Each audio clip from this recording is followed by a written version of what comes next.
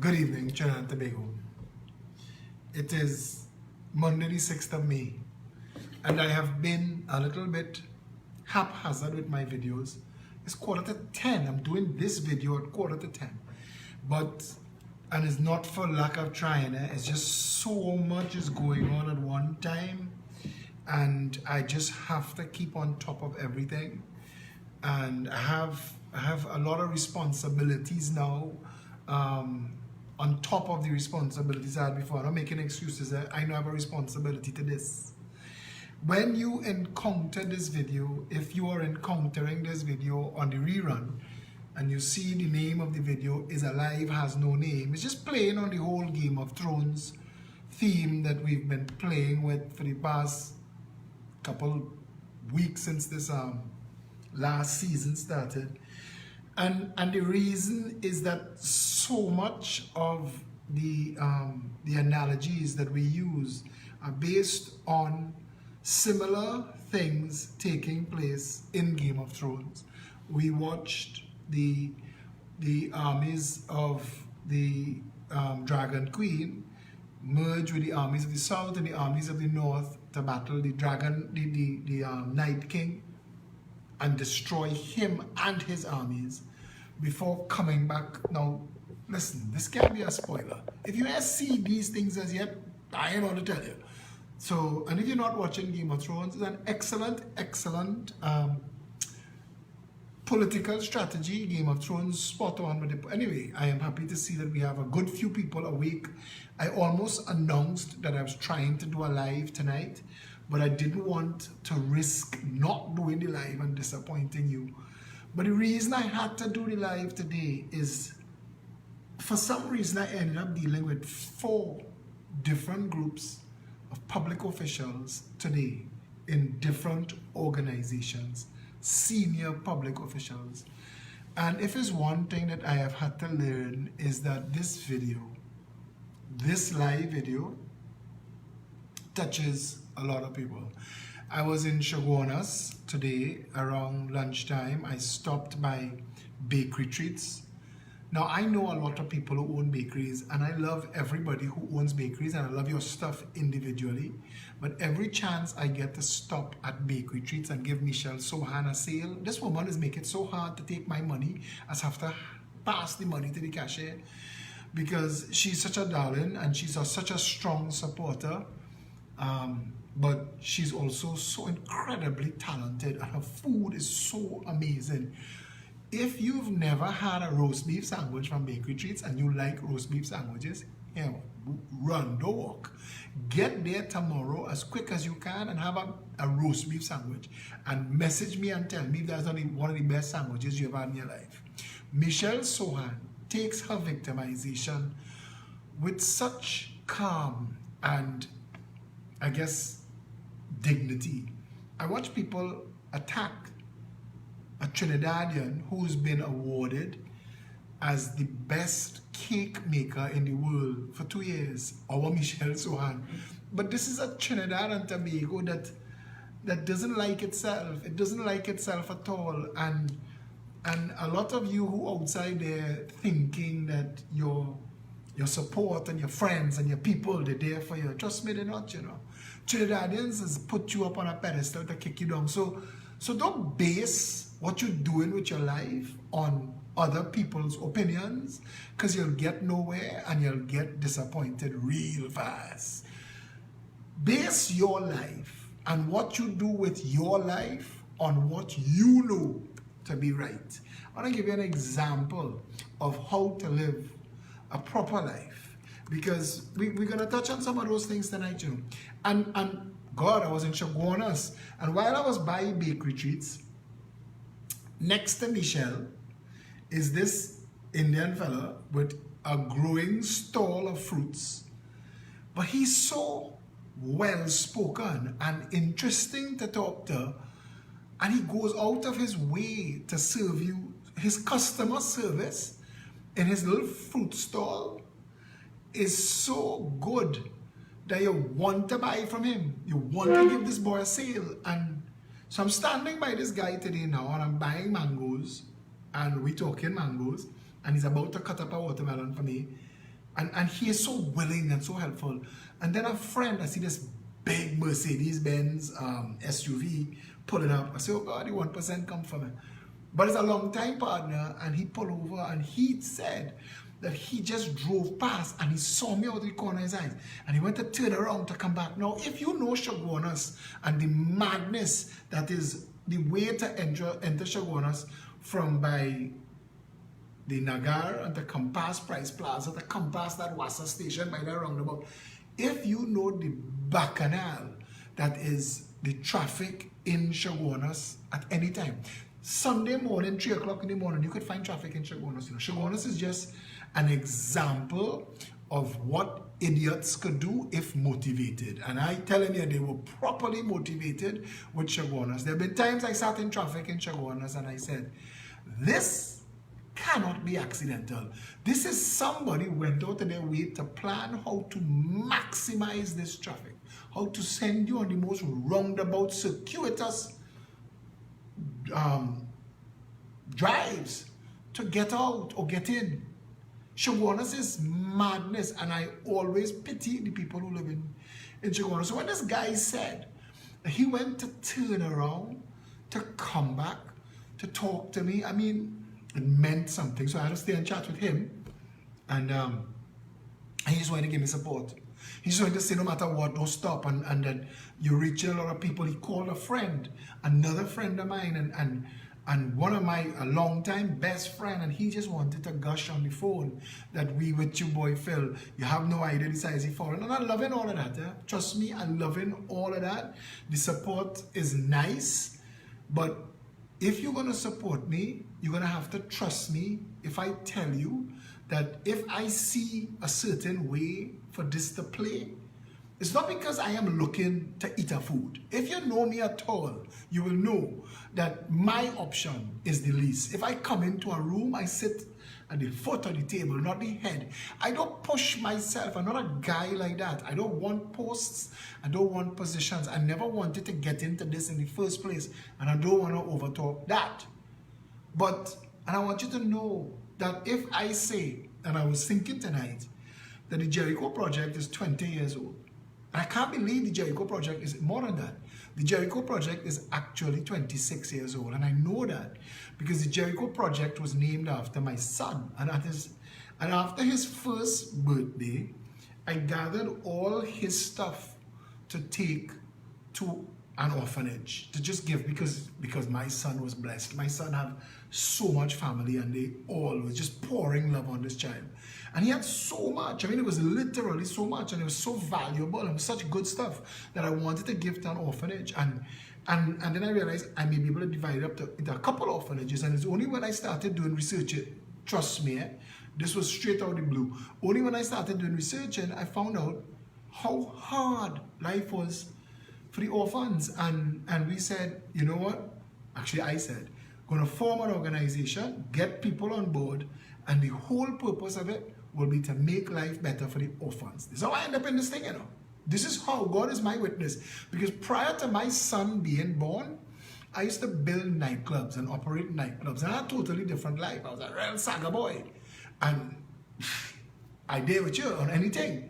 But from the moment I became a daddy, and I didn't know when, I didn't know that would happen. But the moment it happened, and I met this baby, and he was so in control at such a young baby age. My son Joshua, I mean, I used to tell him he was my beating heart. All of his growing up life, I used to tell him that.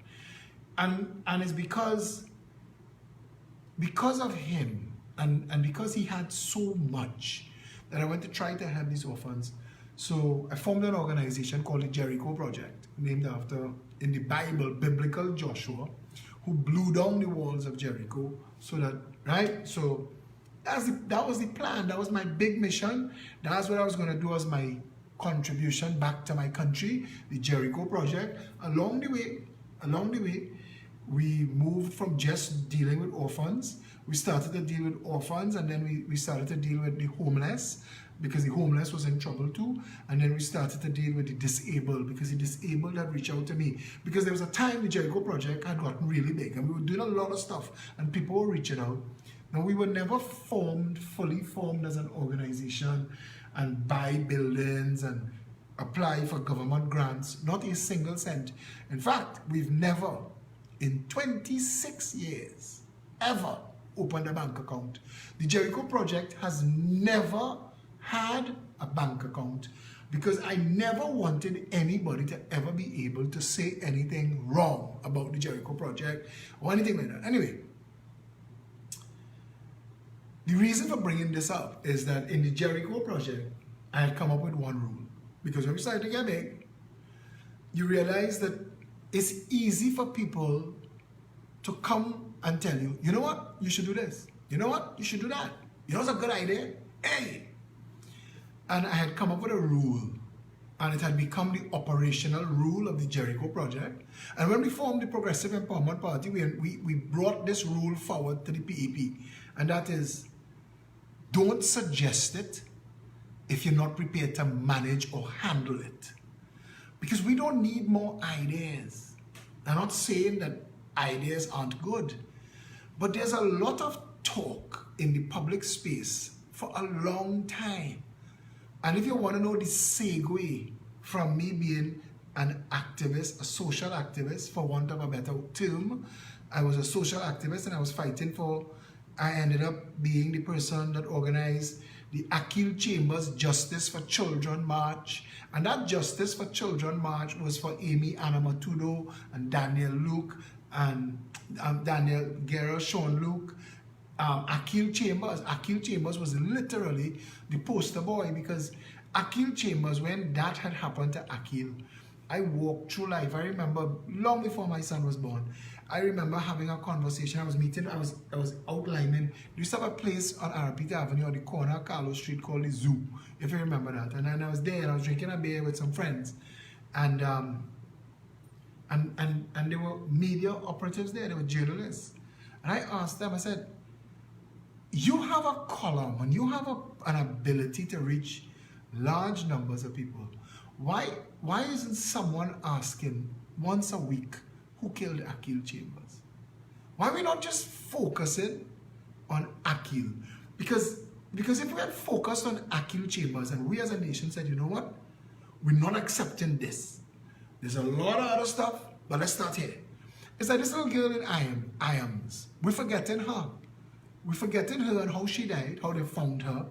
We're forgetting her. That is another one that we could have just focused on. We could have just focused on her. We could have said we're not stopping. This pretty little black police officer who they had fished out of the water by sea lots. There are a lot of them are vexed, I don't know her name. Christopher Phillip at the hospital. There's so many examples of people that died such tragic, horrible deaths that we should have given them dignity and respect. We should have gone for closure. I never want the world to forget Akil Chambers. I will never stop raising the name Akil Chambers for as long as I am alive. I told people the other day how old he would have been. Today is his birthday. We, the people of Trinidad and Tobago, I mean in the United States of America, they had a 9/11. And for months coming up to 9/11, you know it coming. We had a violent upheaval Friday, July 27, 1990. And we can't even keep that flame burning for the people who died for this country. There's something wrong with us as a people. And we have to talk about that. And we have to resolve that, because this idea that everybody's your enemy and you could like them to their face but bust them up behind their back, all of that, I have seen people, I have socialized, I've been friends and family with people of every race. And I tell you something, it's across the board, you know. It's across the board. And I remember hearing this very white man in Fairways come outside and shout at his dog outside his mansion, get back inside, like a Trini. And I realized that we are still one people, you know. We are divided, and we're divided out of, I guess, self-loathing. Because if we loved ourselves, we'd love each other. I ain't going down that road tonight, you know. Shari Wilson post something like that on the walls, and I love that she could write that, but I a little bit vexed. I'm a little bit vexed because this week gone here. So 26 years of Jericho project that begat other movements. We tried different things that we said, okay, you know what, we will become a social and political activist, form the Citizens Union of Trinidad and Tobago, and our brand was enough. And we put that out in the public space to mobilize people and get them accustomed to standing up and speaking out. Because if you do not use your essential rights and civil liberties, the government is going to take it away from you. And you're not going to realize what you lost until you need it. Until you go in a hospital, like that woman who went in the hospital the other day, and she made a rant video and run down the doctors and all kind of thing. In the Trinidad I live in, there's coming a time when they would jail her for that and purge her video. Laws have already been written in this country. Right now, as we speak, laws exist in Trinidad and Tobago that could criminalize behavior without a judge or without a court. Now, I'm not defending our courts, and I'm not denigrating our government. I am saying that human beings, our people, need to have rights and liberties enshrined, that you can't come and take those things away. And we're playing foolish with our government. So, now I'm saying this. Mark Anthony Rampasad says PEP equal Philip Edward Party. All right, Mark, good job. You didn't waste that education. What next do you bring to the conversation besides that? In case your girlfriend or your boyfriend is looking on and you're going to want them to be proud of you, what else do you bring to the national conversation, Mark Anthony Rampasad? When your mommy and your daddy went out of their way to raise you and feed you and spend money on you, is that what they thought you would become? Just a troll? Are you proud of your role? And if you are, carry on, my friend. Carry on. Troll away. And he makes the point. He makes the point. We have a jackass farm for people like him, Mark Rampasad, that for no reason comes onto a thread for people he don't know to just attack. Because chances are Mark Rampasad has a very tiny penis, or when he looks in the mirror, he thinks he is not as white or as fine as he would like to be. And Mark, I can't solve any of those problems for you, so take my commiseration as you manage whatever it is you're dealing with as you walk through life.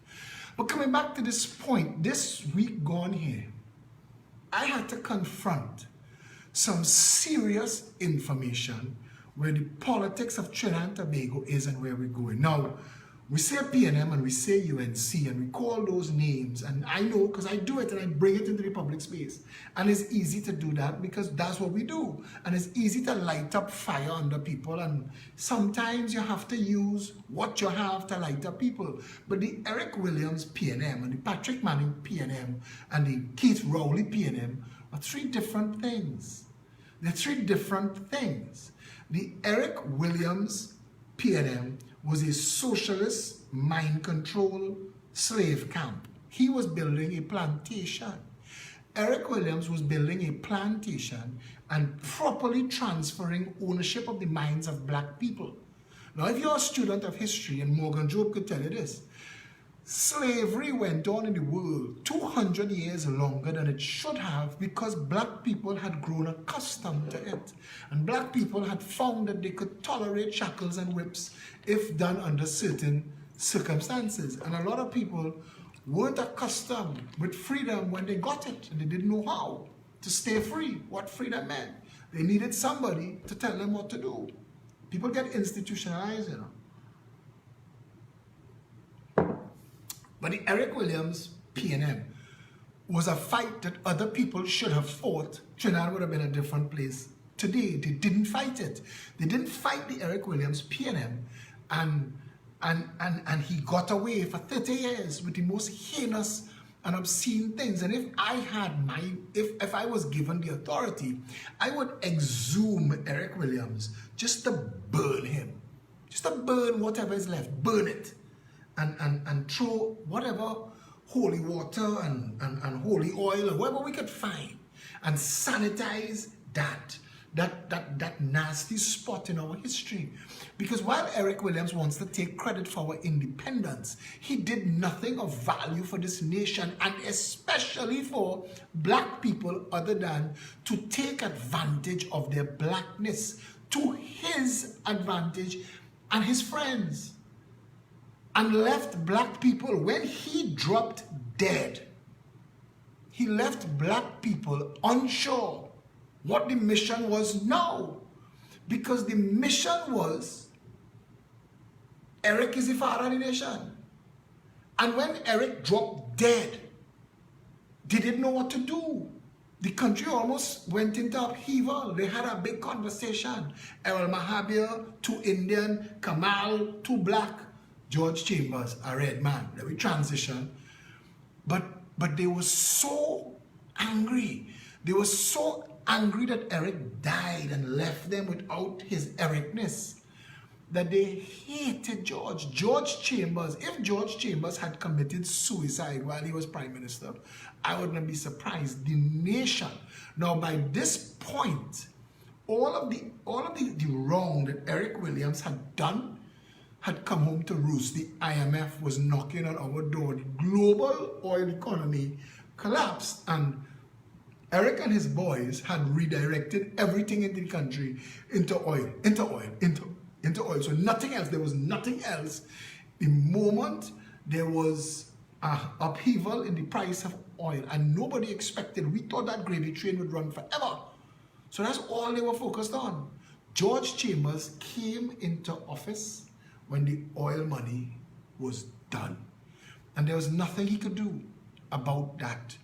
George Chambers ushered in a recession that was so violent. The price of oil dropped to $6, that it was costing us $9, because at that time it was $15 a barrel for us. It was a barrel of oil was costing us $15 a barrel, and when it dropped to $6, it was costing us a $9 loss just to keep the oil industry running. And at that time, the oil industry was the heart of the economy. And the changes that the IMF and other people were forcing on this country, George Chambers and then Arthur Napoleon Raymond Robinson, who, when he won in 1986, it wasn't because people liked Robinson, and it wasn't because people liked Pandey. It was because people hated Chambers. And the black vote that rejected Chambers because he wasn't Eric Williams, went to Carl Hudson Phillips and A&R Robinson. And by then, the whole idea of everybody together was going to fix the country. And it broke the PNM stranglehold on Trinidad and Tobago. And for the first time, black Trinbagonians had a chance to be free. But black Trinbago didn't know how to be free. There were black people who tried to be white people, and there were black people who became Africans and started to wear dashikis and tie up their hair and wanted to go and live in the jungle. But to say that there was a Western African identity at that time, there was none. To the point where A&R Robinson had to try and make himself a black leader. He went to Africa to come back as the owner of Ife or some bullshit, so just to re-enslave black minds. Instead of trying to help black Trinbagonians find a worldview for themselves, he went to do what Eric Williams did. And in 1988, if you remember, he and Pandey fall out, because now it became African versus Indian in a country that was dealing with the austerity measures of having to cancel COLA, the cost of living allowance, which was 1/3 of people's salaries. And there was no money. There was no money at all. People were just walking into the banks and just dropping the key for the house on the bank manager. Take that. The whole of Tragrit Road and Arapita Avenue, Mokorapo Road. Mokorapo Road was one long, desolate, abandoned. It was just vagrants, and we started having things like homeless and vagrants. The country was dying. The country was dying. And then so the Indians left the NAR, and Bastio Pandey took his Indians and went to Arangwes, and did to them, the only thing that he knew politically was what Eric Williams and Dan Robinson did. Chain them up by race. You're a race. Your vote, your identity is a race. Come, let's be a race. So the United National Congress that was formed out of Club 88 is just an Indian version of the black socialism that Eric Williams created for the black people under the PNN. Basdeo Panday did nothing new. Basdeo Panday used the Indian vote to get himself in power to reward his own friends, Ish and Steve and Gillette and all of those who benefited from Panday being the Indian Eric Williams. And these people decided, Panday used to walk the country and talk about the parasitic oligarchy, and you want to get them out, you want to get them, you want to get them. And then when he got into office, he found out that he didn't have the ability to confront them. So he went and he played golf with them. And he embraced them. And Basdeo Panday, because of men like Brian Quaitang, who was readily corrupt, and he was a corruptive influence. Brian Quaitang broke down a lot of the norms in Trinidad and Tobago that was built on restraint. Brian Quaitang, that quiet Chinese man, mash up a big part of Trinidad and Tobago, you know. A lot of the casinos and prostitution, all that shit, Brian Quaitang, he could take credit for all that drama. The truth of the matter though, is that the Basdeo Panday regime told the nation that having an Indian prime minister was no different to having a black prime minister, except we time now became a thing. And black people suffered while Panday made sure to spend the money in Indian communities. Now, there are people who will tell you that he was just righting the wrong that Eric Williams did when Eric Williams consigned East Trinidadian East Indians beyond the Caroni, called them a recalcitrant minority, and nothing for you. There were people who used to work with me years ago, people from Debe and places like that had no electricity, that had battery-operated televisions. Trinidad was a nasty, nasty place to the East Indian community for a long time. And a lot of them, when we time now came, that anger from them fueled corruption at a level this country had never seen. I mean, Eric and them thief, Eric and them real thief.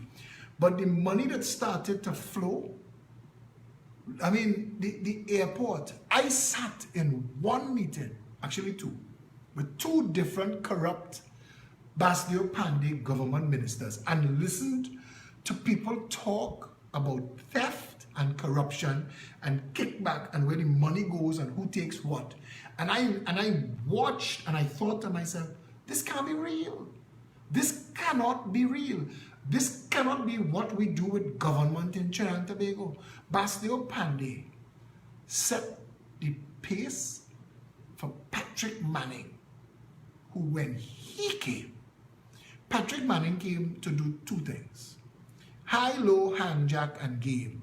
That was what a small cabal that now introduced a Syrian element into the conversation. The whites that controlled Trinidad and Tobago's economy were destroyed. They were wiped out in the recession of the 80s. And a lot of the white people today, a lot of them are trying to make up ground that was lost. But white people have dominated this country. Sabga is running a white man's business. The Sabga family is running McEnany Allstons. They have no Syrian McEnany's. They have no Syrian Allstons. They have no Syrian Geddes Grants and George F. Huggins. All of those things were white businesses. And so the Syrians started to come into the conversation now. High, low, hand, jack, and game was about destroy the UNC's finances, unleash a crime wave. Kidnapping became a thing that would make Indian people fly out of the country because they would run them. A lot of the crime. We had a situation where our Minister of National Security met with all of the leaders of all of the criminal empires at the time, what became known as gangs, but these were community leaders at the time, and they were in the hotspots and the poverty. All of this you can research, you can find for yourself. High, low, hand, jack was shut down Caroni. Caroni Limited, which was the beating heart of East Indian political and economic influence in Trinidad and Tobago, was destroyed by John Rahal and Patrick Manning to drive a stake into the heart of East Indian any hopes of political hegemony in the future. And it was supposed to scatter them and fragment them. We lived through cocaine and missiles being found in Sadiq Bash tanks. We lived through mass arrests of people who were only UNC financiers, while forgetting how much criminality took place under the PNM. We were putting that aside, but we couldn't, but we did. And nobody expected that the UNC, after high-low hijack and game, nobody expected that they would come back. In fact, the Congress of the People was formed, and a lot of Syrian money went into the Congress of the People to keep the Congress of the People, what they call knife and fork Indians and middle-class Trinidad and Tobago, separate from the bulk of the Indian vote, so as to keep them powerless in the marginals. And 2007 showed us that. Because in 2007, the country was incensed with Patrick Manning to the point that this country was facing violent upheaval. And still, Patrick Manning won. Because the UNC and the COP votes together were more than Patrick Manning got. But the Congress of the People, and that's when Bastio Pandey made his statement, Winston Dukaran, for all your woes and all your tears when they rape your mother and they rape your sister and all that drama. Remember that? That was Bastio Pandey throwing a massive, massive tantrum. But what it didn't address was the fact that the mass of the country was now mobilized, and we didn't want Patrick Manning. Patrick Manning was coming across, and he was being sold to us by liar-in-chief Keith Rowley. Now, Manning himself was a rotted jackass, driven by his ego and his penis. He had Indian women in the Hyatt and different places. Some say he was sleeping with his prophetess that he was building the $55 million church for. I don't know. I don't know how many of them. But he didn't live home. We knew his ego. He wanted to drive fancy. He was test driving planes. This jackass was test driving planes. Like he had anywhere to go. We had a national airline. He's the prime minister. He could have commanded a DC-9 to go anywhere he wanted, but he wanted a private jet so he could pull up and park like the rest of the cocaine drug lords that we were associating with in Trinidad and Tobago. Because all this time, Trinidad was a narco state from all through the 80s, and nobody secured the borders because cocaine money was going into the PNM and the UNC. Cocaine money went into the Congress of the People. There's a financial intelligence unit in Trinidad and Tobago that could stop you depositing a $5,000 check in your account until you could account for it. But it couldn't stop Camille Robinson Regis with $193,000 in a brown paper bag. And it couldn't find out where the $600 million worth of cocaine that was brought into Trinidad and shipped to Norfolk, Virginia, how it got here, who bought it, who paid for it, where was that movement of money? Because a sizable chunk of money, if you are in the financial sector, you could see the shadow of the trail of money moving. You'd see it. If that money had anything to do with Trinidad and Tobago, you're talking about $600 million. That is almost $1 billion. You would see it. $1 billion is sizable enough that you would see it move. The financial intelligence unit couldn't tell us how that $600 million cocaine come and how it went. And the Attorney General went in the Parliament and told the nation, Faris Al-Rawi said, it had no consignee, it had no consignor. Like if that is a real thing. Since 9/11 in the United States of America, you can't ship a mousetrap to America without them examining the entire thing. How is all of a sudden we could ship $600 million worth of cocaine from a known narco state? But I'm again ahead of myself. Patrick Manning was in bed with the real white-collar criminals, and I think that coming to the end of his road, I don't know if the prophetess introduced this to him, but he seemed to have a little change of heart.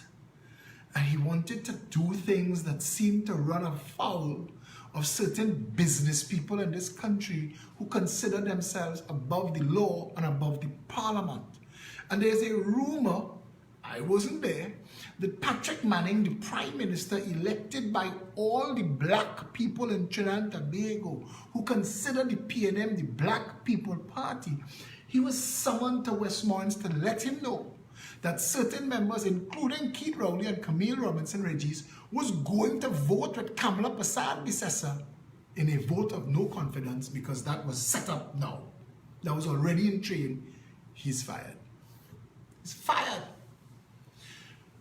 I still ask, when Patrick Manning lost the election, how was Rowley appointed leader of the party? He was not in any way any deputy anything. How did he move from just being the member of parliament for Diego Martin West to being the political leader of the PNM? And no PNM member could tell me, no PNM layperson could explain to me who appointed Keith Rowley as the political leader of that party. That so many people ahead of him. So many people had more political pedigree. So many people had a lot more ability, and most of them were closer to the Prime Minister, including Amory Brown. Amory Brown never accepted Keith Rowley as his leader. Neither did Penelope Beckles. And the nation was ready for Penelope Beckles to lead the PNM.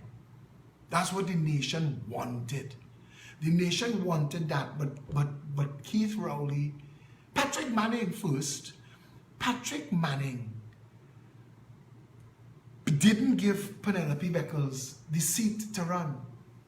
And East Trinidad and Tobago, Arima, Dabadi O'Meara, and what's the third one? Lincoln Douglas, Anna Roberts, Roger Samuel. Those 3 seats, PNM voters voted with the Congress of the People to punish Patrick Manning. And that's how you ended up with a People's Partnership government. But Bastio Pandey didn't have the power to win that election, because at that point Bastio Pandey was just so abrasive and aggressive and cussing everybody, cuss and win, that he lost the internal election. The last 2 standing in the corrupt Bastio Pandey UNC was Bastio Pandey and his offspring Vasant Bharat, if you all remember. Vasant Bharat was the last of the apostles to cross over and give Kamala any support. That's another story for another time when we talk about people who are irrelevant.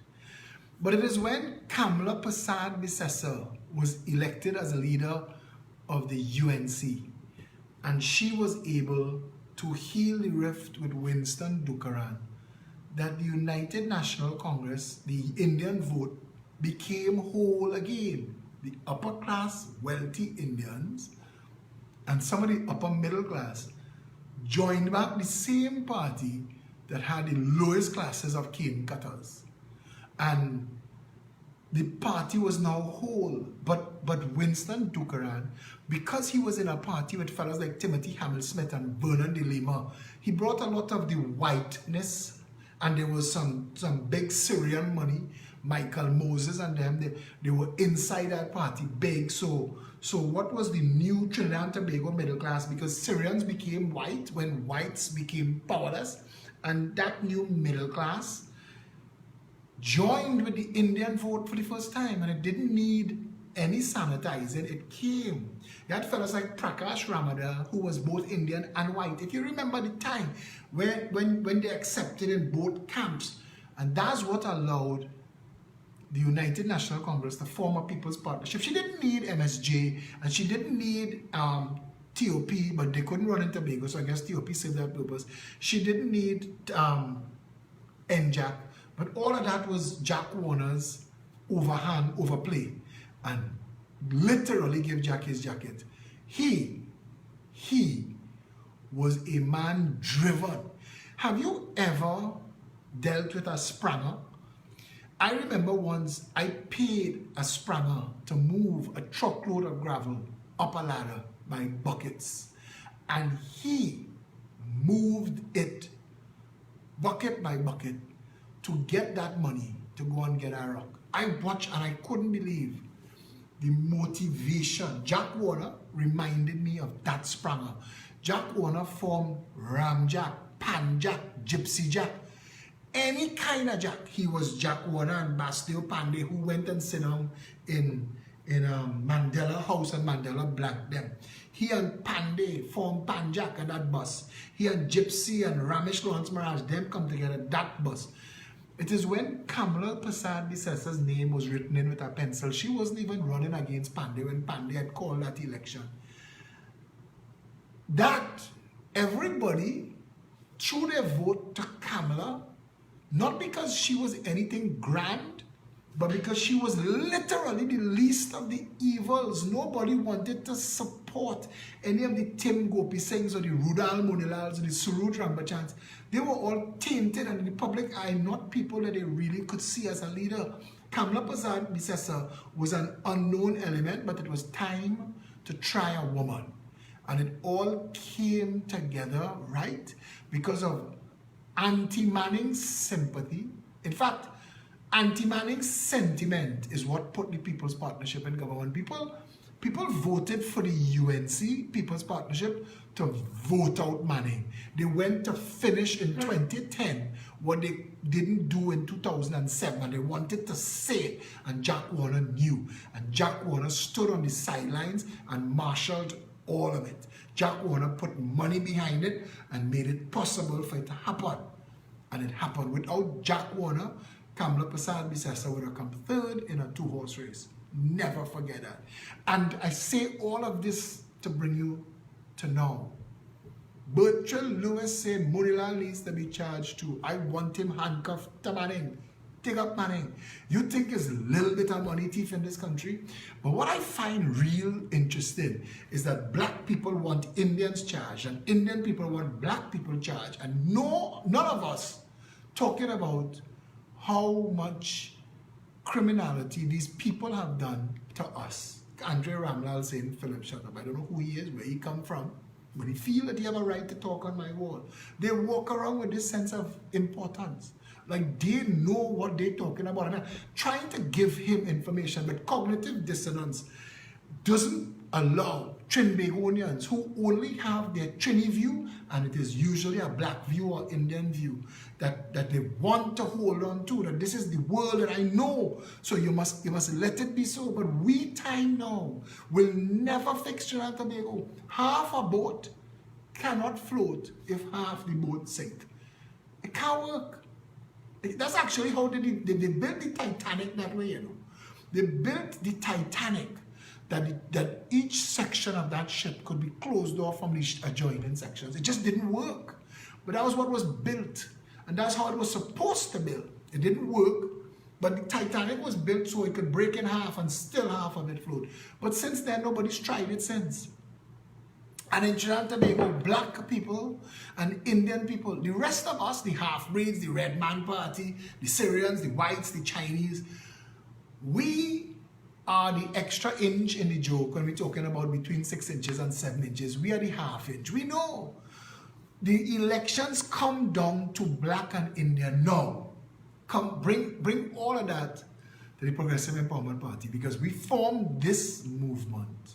We formed this movement to give black, Indian, Syrian, white, Chinese, Portuguese, French, Jew, anything that you are, red man, Douglas, to give everybody a real political vehicle. Now, we knew that we were going to be judged at the level of we had to do everything better than every other political party. The Progressive Empowerment Party is the only political party that was formed with a manifesto.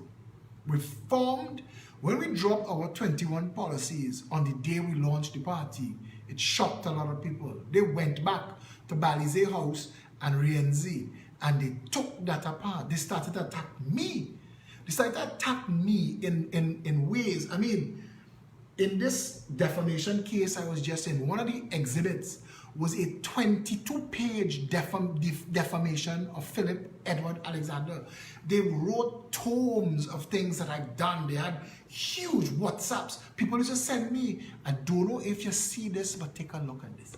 And it was just to destroy, assassinate me. There were threats against my life. Members would join the party and then come back and tell me, Philip, we can't take this much heat. They're really, really coming at us. And it took, we knew, I knew, I said to somebody today, I knew what I was getting into. Because the contract mafia and the cocaine cartel that operates Trinidad and Tobago, that meeting in back rooms tonight, they're not going to let it go just so. They're not. They're not going to let you come just so and end that gravy train. But I want Trinidad and Tobago to understand that when we looked at the numbers and we saw what was going on, now I can't speak for the UNC. I can't speak for them because I don't know what their plans are. I don't know what they're looking to do. I know there are a lot of people in their ranks that need to be charged. Like there are a lot of people in the PNM that need to be investigated and charged. There are people in all manner of public service and public office in this country that can't stand scrutiny, that can't stand up to an investigation.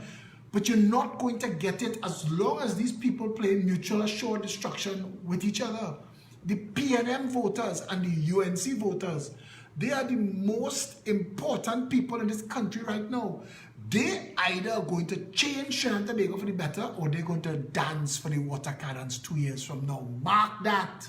Mark it down. Say Philip Alexander, that son of a bitch, told us that on Monday, 6th of May, 2019, that we going and dance for water cannons in this country. And you don't know what you will be prepared to do when the food run out. But it's going to run out.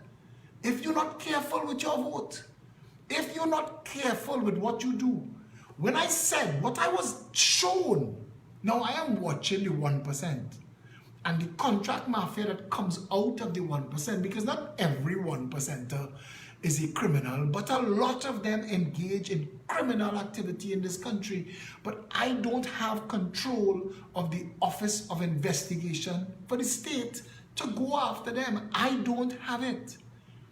Right now, the DPP and Faris has it. And they have decided that of all the criminal acts that have been taking place in this country, the $3 trillion that have been stolen, Ram Logan and Ramdeen and corruption and legal fees is where to start. And I'm telling you, if the two of them are guilty, throw the book at them. Don't stop.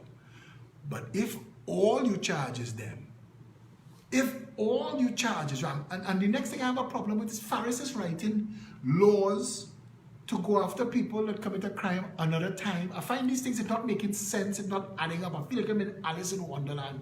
Faris has written a law that is literally judgment first, trial after.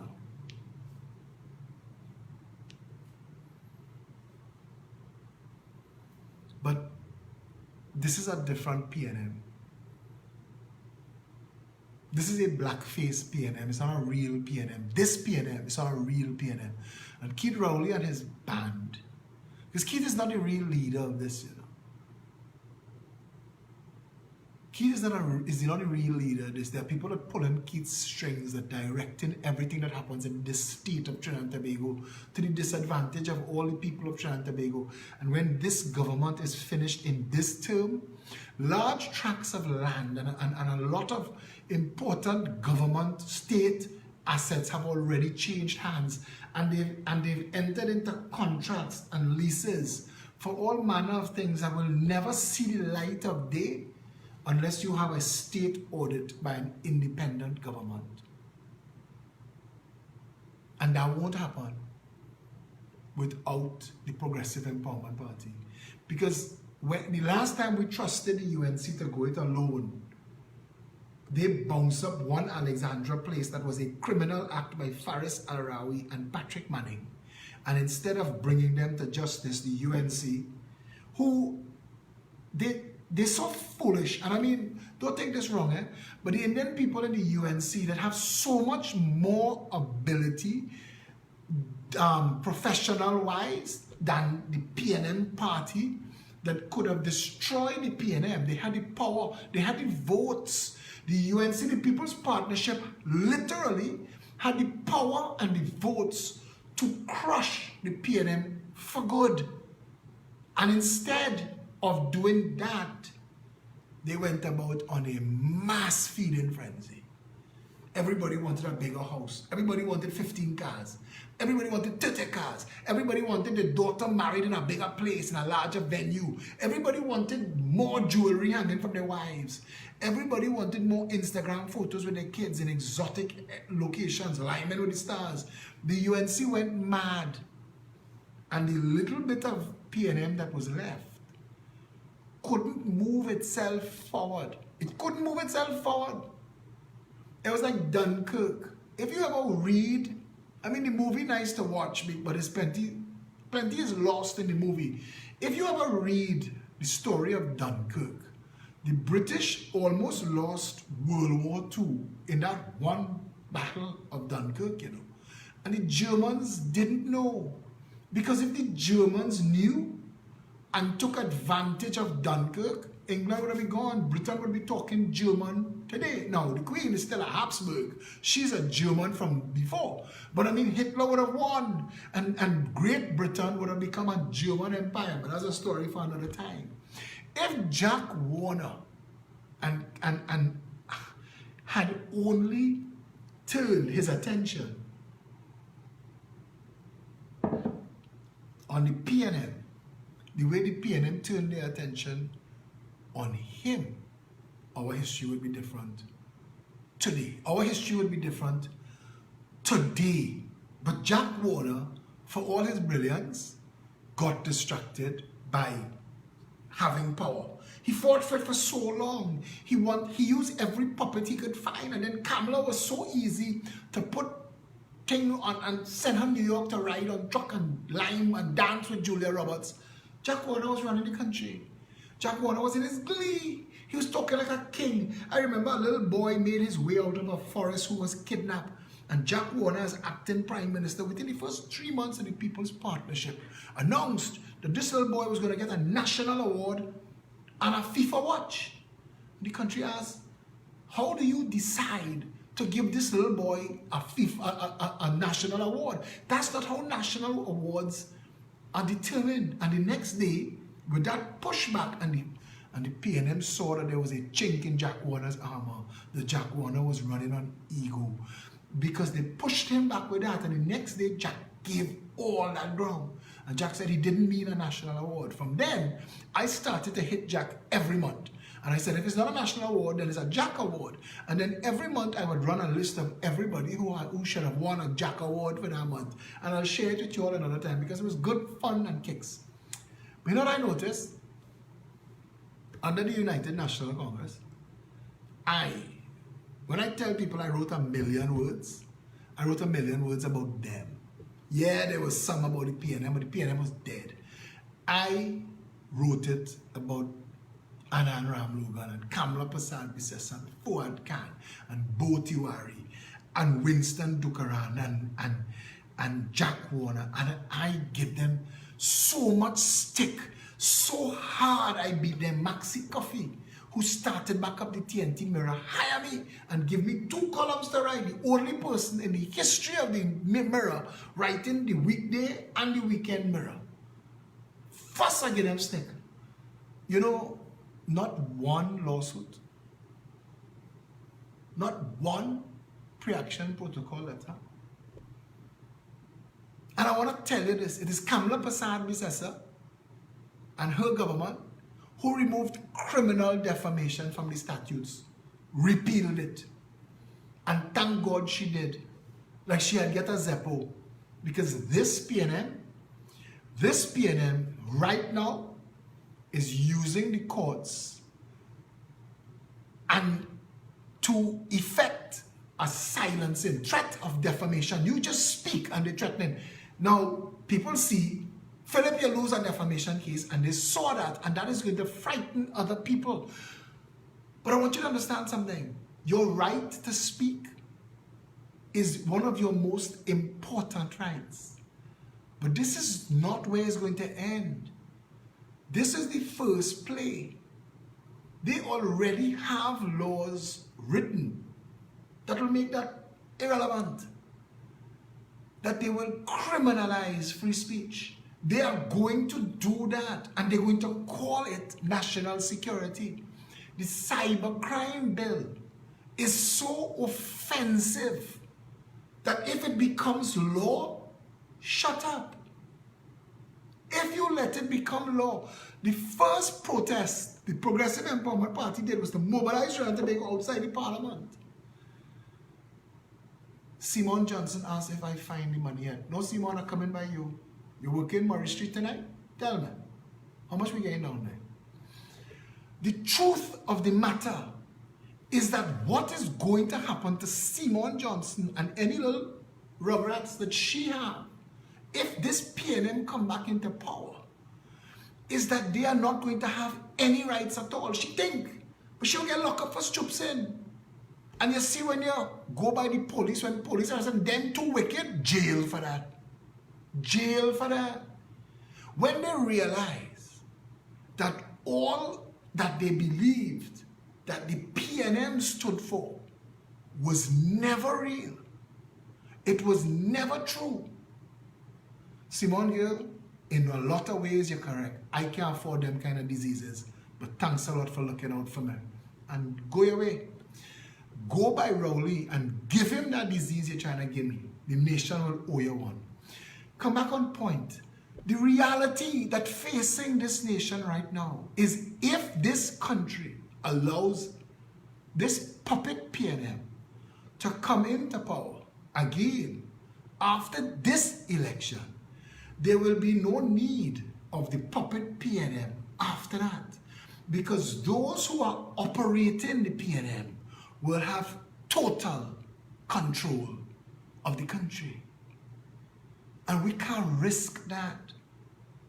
So when I look at the numbers, because I sat with people who understand this thing, and they tell me, listen, Philip, listen, you're going to work hard and put PNM back in office. If you don't link up and lead a link up with everybody and crush that demon, that entire army of the dead, crush them. You see, the 1%, the contract mafia control will collapse like the Ice King when they killed him, how all the other dead just collapsed. That's what has to happen. And the PNM, and I know my friend Simon Johnson and the rest of the black people, they don't know what coming. Is she and her children going to be dancing for the water cannon? She don't know. She don't know. And what is incredibly sad is she doesn't know that she doesn't know. So she's on this wall to attack me. And I'm taking it. I ain't blocking nobody anymore. I'm letting them talk. Because they have to one day eat those words. What happened in Caranage this weekend gone here? That almost started an uprising. And it is just so it's going to happen. Not one seat, girl. I hear you. Couldn't win a seat in musical chairs. You keep voting for Massa. He'll get where you're supposed to get. Leroy Henson said, Philip, the UNC is the same. Leroy, I cannot argue with you. The only point that I could make to you is this. This is the only point I could make to you. In truth and in fact, there are plenty old teeth in the UNC.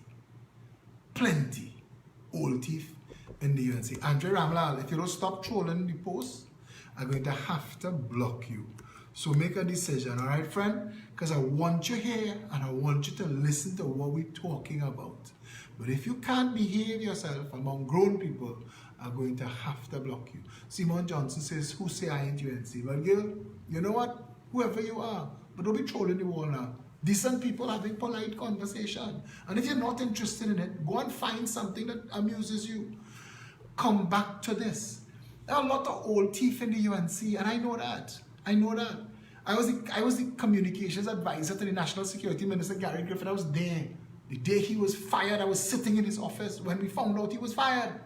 And I know what took place. I know what went on in that party. And you could Google me. And you could go on YouTube. I am the person who fought Fuad Khan and Infotech over the crazy health card scheme that was decided on a treadmill in Long Circular Gym. I am the one that ended up on the front page of the newspaper. Guardian say Lorcan Camps is a Guardian media director. Why Guardian media don't tell the same nation how since then Lorcan Camps get fired from Infotech, the matter get they're looking for people now. Plenty people have questions to answer.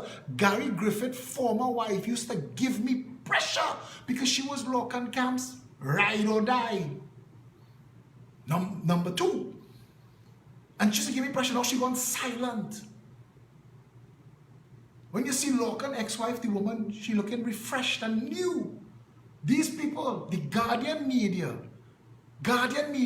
jammed me in that article to say Lorcan Camps is a director of Guardian Media. Where them today? But anyway, I don't want to get sidetracked. I want to say this to you. When I said that we have no choice, it was based on two things. The reality of our situation, if those who operate the PNM, them. It is not the PNM that I am afraid of. I will go on Lime and drink with Rowley. I will kick ball with Colm. I mean, it'll pass over his head. But the truth of the matter is, it is not them that we are to be afraid of. It's not Franklin Can. Franklin Can and them Steve chump change. Them is move small money compared to what this country loses. To what it loses. To what it is losing now. And if they've doubled down, they've made a play, they've come out from behind the scenes where they used to operate before. They come out from behind the scenes and they openly controlling the PNM. Andrew Ramlal was born and you won last time. There's one click to block you. So you decide if you don't want to be on this wall anymore, please stop trolling the wall and distracting others. Thank you very much. They display now, and we're not joining with nobody now. We have no interest in joining with anybody now. None whatsoever. But we will walk with them. And we will align with them for one purpose. To destroy the People's National Movement. To completely annihilate it. You see, that party is too corrupt. And you are not going to free black people in Trinidad and Tobago until you break that party. You have to kill it dead. It must never run for an election in this country again. I don't care if the PEP end up in opposition. We don't want to be in no coalition. We don't want that. We want to work together to not split the votes. And the UNC have the same numbers that I have. And Kamala knows she can't cross the Caroni. And the UNC know all the bravado they want to talk, that they need to talk to everybody else. Because if Kamala Prasad Bissessa play foolish, she will be responsible for putting the PNM back in office. I have said that I will work with everybody else to destroy the PNM. After that, we want a lawful Trinidad and Tobago. After that, we want the Director of Public Prosecutions to do his job across the board. After that, we want a court system that works and an anti-corruption bureau that works and a police service that gets the job done. But right now, none of that could happen as long as the PNM standing on legs. The truth of the matter is, that party just demonstrated to the nation how corrupt they could be in the development of their new headquarters that they're about to build. We must make that new headquarters a mausoleum. We must make it the last act of a dying party.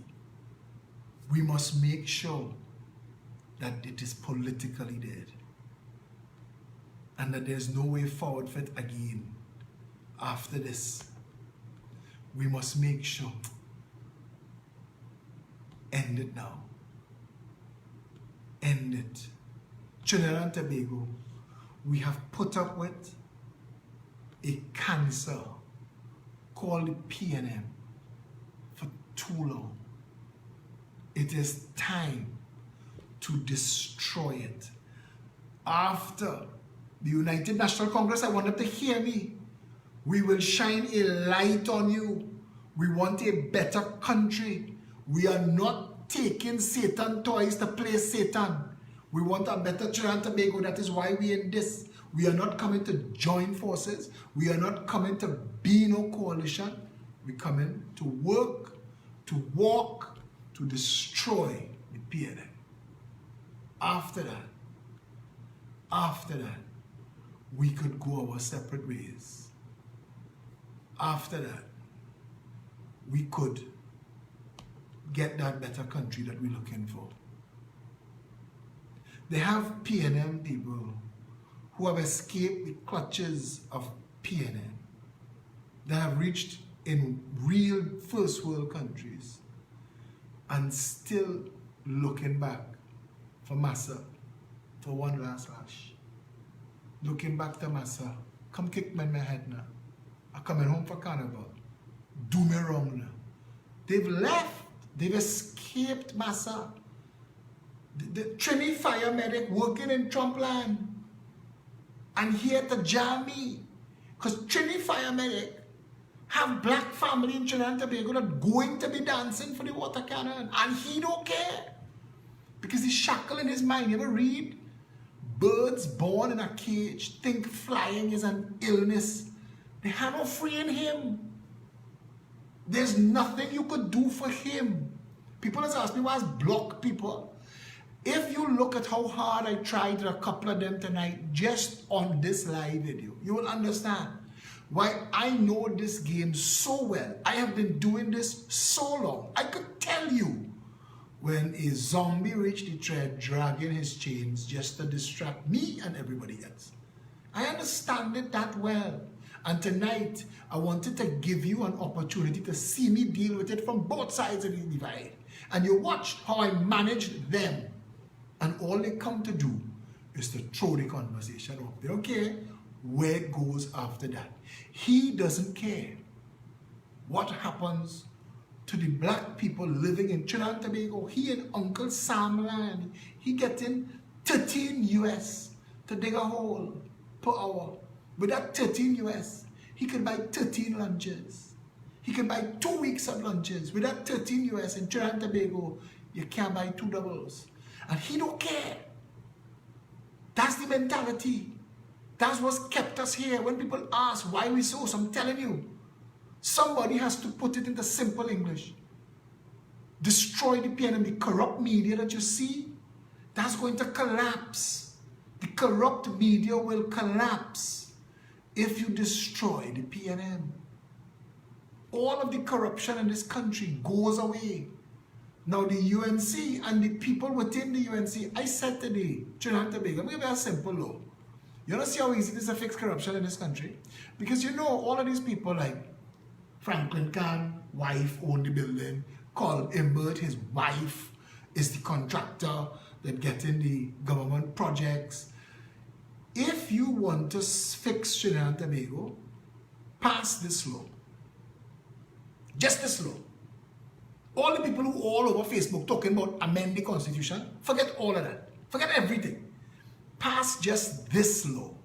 Hear what I'm about to read to you, and you will understand how easy it is to fix Trinidad and Tobago and how well we understand how to do the job. Amend the Integrity and Public Life Act to say no wives, no children, no siblings, no parents can benefit from state contracts under no circumstances for up to 10 full years after the MP or minister has quit public office, and see how quickly corruption ends. Empower the law to include the seizure to the full financial value of the contract as immediate consequences in cases of any breaches of the law. See how easy? A simple law to write. As of today, Mona Nahus Al-Rawi couldn't qualify to rent the state that garbage building that they couldn't give away at a price above what they had terror marketing it for. She couldn't get away with that. She, her father, her brother, none, because they will be connected to Faris. Faris is the Attorney General, that's his wife, barred by law. Now, if you bar his wife and his son, who is also a director of Zaman, all of a sudden, he can't get 3 Alexandra Place. He can't get it to work. He can't get that piece of corruption to happen because you blocked it. And the word corruption means is spoiling, and it spoils the office of the Attorney General. It spoils the cabinet. It spoils the government to believe that a man could be the position of Attorney General, the second most powerful position in the land, and use it just to make more money. How much more pocket squares Faris could use? How much more bleaching of the skin he need? How much more hair pressing and dye? How much more? Faris, you alone could tell the nation. There is a danger breathing down the necks of Trinidad and Tobago. The numbers say this clear. Everybody else join up, we destroy PNM. So the Progressive Empowerment Party has said, mission 1, everybody join up, destroy the PNM. Let us lose the whole who's splitting what vote. The ball is now in play for everybody to decide. We know the power of the Progressive Empowerment Party. We know that we can ramp it up right now. And all we will succeed in doing is putting that demon horde back in government. If we stand down, Kamala can't win. She still can't win. She cannot run for elections in the marginals. They don't want her. They don't trust her. But they will trust an arrangement that includes political vehicles that are dedicated to a better Trinidad and Tobago. And I say to you again, amend the Integrity in Public Life Act to bar wives, children, siblings, parents from being able to do any business with the state if you hold in public office. All of a sudden, somebody asks, so what you think of Tobago? It is probably the most beautiful tropical paradise in the world. Andrew Ramlal asked me how? It's a law. You write a law. It takes 15 minutes. You write it, you pass it, you move on. We cannot just play politics. We can't continue that game. If we want a better Trinidad and Tobago, if we want it, we need to say what that is. We've asked that conversation. Felicia went on the radio and they asked people to call in. What is your version of a better Trinidad and Tobago? Mine? My version of a better Trinidad and Tobago, everybody could cut out their wrought iron. Everybody could throw away their water tank and their water pump. And Canadians lining up in the snow to get a visa to come here. That's my version of a better Trinidad and Tobago. For those 3 things to happen, everything fixed and working. Tell me the truth of Tobago. Morris Peterson, it is the most beautiful tropical destination in the world. It's the most blessed. It has the largest brain coral, old world forest, the nylon pool, Pigeon Point. Tobago is supposed to be the #1 tourist destination on the planet, but for shit snakes and shithounds in government, we're not there. We're not there. That's all I can tell you. The Progressive Empowerment Party proposes to abolish how the police service is set up, how the regional health authorities are set up, the local government and the THA, and replace all of that with a constituency board of supervisors that decentralizes the power of the cabinet back to the constituency. So the member of parliament and those constituency board of supervisors are responsible for the people in their constituency. And you will be able to judge who is working by something called a quality of life index, where we monitor the performance of all supervisors, education, healthcare, public works, public utilities, and national security. Trinidad and Tobago could be the most beautiful country in the world. People talk about Lee Kuan Yew and Singapore. People talk about Dubai. The man in Dubai tell the man from Nigeria, he said, we don't have 10% of the oil and the gas you have. We don't have diamonds. We don't have gold, but we are a better country than you. You know why? Leadership. Leadership. We've never had leadership. We've had racist chain up in this country. We've never had leadership. And it is time for all of us. And I tell you, for all the things that get done to me on a regular basis, since I step out in this thing, you know how many times I say, man, what the hell am I doing this crap for? I'm doing it for all the people who stop me on a daily basis just to say, you've made a difference in the way I look at this world. You made a difference in the hope that I feel in my heart. There are foreign Chinese, throat dry like sandpaper. There are foreign Chinese who want to pack tomorrow, come back home. My brother come to visit because my sister died, and my brother say, I want to come back, Philip. I want to bring my family here. I say, not now, brother. Go somewhere safe. Go somewhere safe. Trinidad is not safe. It's not. And it's deliberately not safe. It's mismanaged deliberately so others can make money. Crime is $1 billion industry in Trinidad and Tobago. You want a better Trinidad and Tobago, it's really up to you. Whether you're black or you're Indian, Simon Johnson and Kerry Moses and all the others who want to just talk shit. I can't help you. I can't. Whatever is holding you trapped, I don't know what to do to free you. I can't help you. I remember the police officer living in La Hoqueta. He infilled his house, his place with children growing up. I mean, the place is nasty. And the man screaming at us, roll it to the dead. I'm thinking to myself, how do you fix that? And the bet that we have to bet is that there are more thinking people that are nobody till they're dead, that want to hire a government because they understand that the government's role is to serve the people. And that's it. Not to feather their own nest. Stop telling yourself bullshit. Well, everybody go thief, so them go thief less, I go try with them. That is nonsense. Nobody is supposed to thief, and you're supposed to insist that all hold themselves to a higher standard. We can have a better Trinidad and Tobago. You just had to want it. This morning I drive down Divital Street, on the corner of Divital Street and Arbit Avenue. There are about 500 Venezuelans lined up in hot sun, shielding themselves with manila envelopes that I can only assume to be resumes, lined up outside a building with no sign. In fact, the only sign that was on the building is for sale. And they line up there.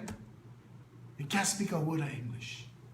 So what job was on offer that would bring all those Venezuelans out? I think of them. I saw a Venezuelan man tonight sitting on a culvert. I don't know if he was waiting on a taxi or if where he lives just too crowded. So he's sitting on a culvert. And I'm thinking of me in the next man's land without choice, having nowhere to turn, sitting on a culvert, wondering, how did we go from one of the most blessed countries with the most potential, the third wealthiest nation in the Caribbean? How did we go from that to this? How did we?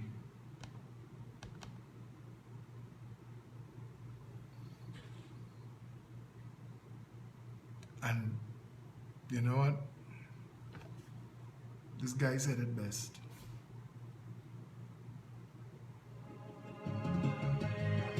Girl song.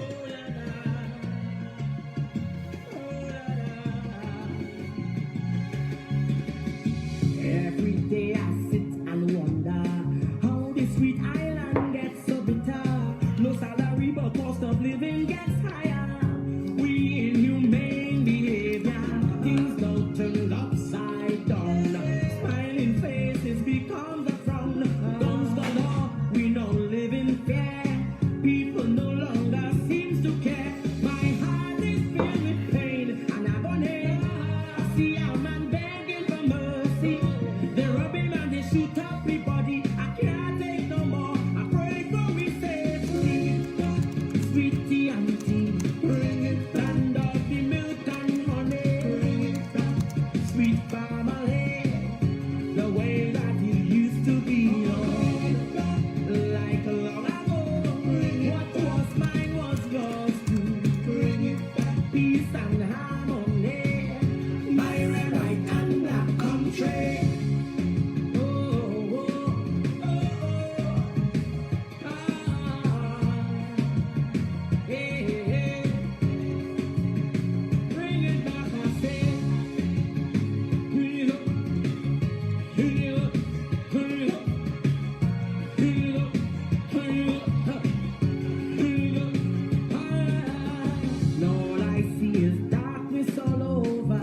Stray bullets of us running for cover. Shedding tears has become so natural. Humans behaving more like animals. No respect for values anymore. Even the lawmakers breaking the law. Who can we trust? Tell me who to save. Is they undertakers? Dig new graves. Wailing and boarding is the new band launches. New sizes of boxes we measure. Nearly all household you're here in the morning. Live from a movie it's in favor now showing. Sweetie and tea, land of the milk and honey, sweet family, the way that it used to be, Lord, like a long ago. What was mine was yours too. Peace and harmony, my red, white, and black country. Oh, oh, oh.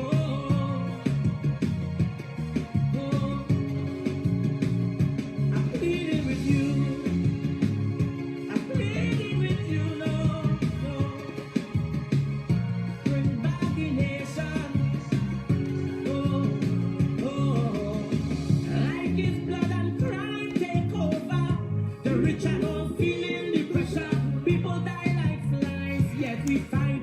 What would it take for us to unite? Look how we children them going astray, and we hold on to faith instead. So all we have a message and playing dumb. Many go pay in time to come.